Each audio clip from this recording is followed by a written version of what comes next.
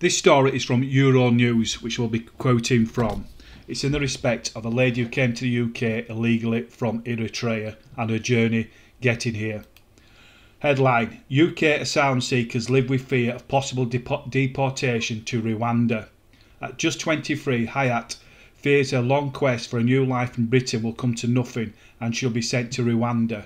The Eritrean woman travelled through several countries before crossing from France to the UK in a flimsy boat, hoping to find safety.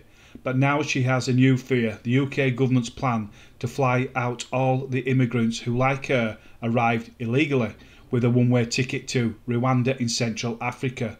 The woman, who asked for her first name to be changed, spent her days in or near the London hotel where she is staying. She arrived in the UK in a small boat from France in July 2021 while applying for asylum. She has no right to work and lacks money to travel around the city where she has no relatives. I wait now for the second interview of the asylum application, she explains in broken English, sitting in a park in East London. Every day I wait for a new day and a new life, but it doesn't come. For refugees, there is no future. Hayat left Eritrea in North East Africa in 2016 when she was just 16. I have a big problem with the government, she says. Hayat had to leave school early to earn money for her family, but soon afterwards she received a letter calling her up to join the army and decided to leave. I want to finish school, not go to soldier, she recalls. Her long journey was just beginning. I go to Sudan in foot, difficult way. I live in Sudan for 4 months, then Egypt by small car, Italy by boat, 15 days in the sea. She spent 5 years in Switzerland, where authorities twice rejected her claim for asylum, and then travelled to France. I see a lot of people come here in UK with hopes of gaining papers and a new life. I try. I don't know what happened, she concludes.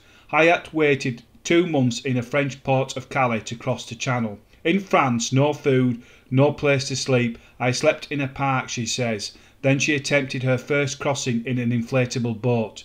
She recalls a lot of problems in the sea with fuel leaking into the plastic boat along with seawater. Eventually the migrants were picked up by French rescuers. Hayat says she spent 8 days in hospital before trying a second time.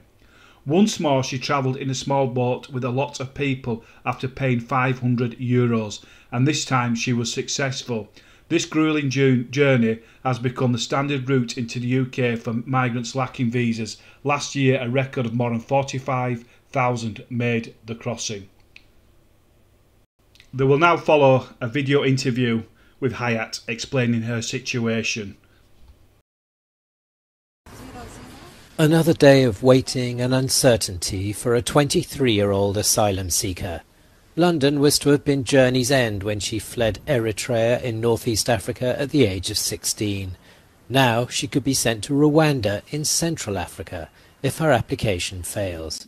Yeah, when I think about Rwanda, I cannot sleep in the night because I have a lot of problem in my life before, and now come a new problem.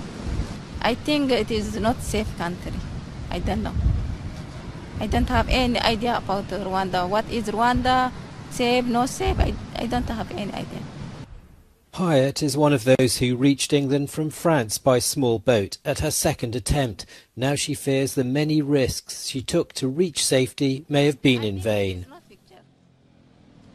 I have traveled from Eritrea to Sudan by foot, and from Sudan to Egypt, then from Egypt to Italian, then from Italian to Switzerland, then from Switzerland to France, then from France to UK, and now I am tired.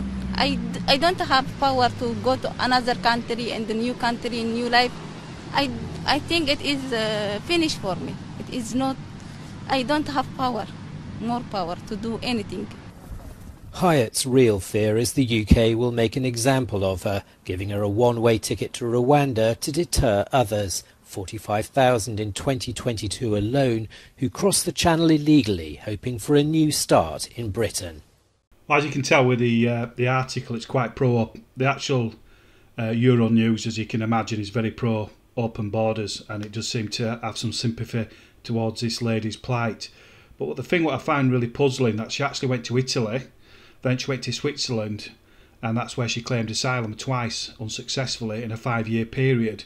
So obviously she must have had recourse to some money there to save money up then to go to France, then deciding to go to UK knowing that was an easy option and a little chance of her being deported.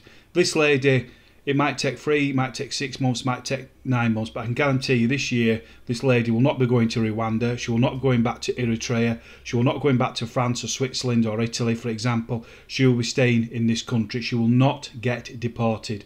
So there you have it, folks. Another illegal immigrant has come to the UK and been given plenty of free airtime to voice her concerns in the respect of a case for asylum and a chance of her being sent to Rwanda. Like I said again, and I think most people will echo this, she will not be going to Rwanda. She will not be going back to where she should be going back to. She will be staying in the UK. Right, take care, everybody. God bless.